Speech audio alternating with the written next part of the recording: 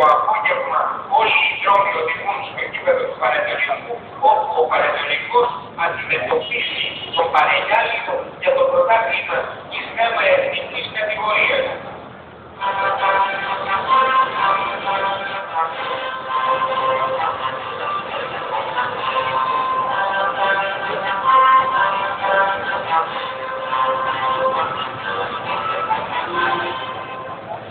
Σήμερα στις 4:30 το απόγευμα πρωτάθλημα ΓΑΜΑ εθνικής κατηγορίας Πανετολικός Πανεγιάλικο στο γήπεδο του Πανετολικού.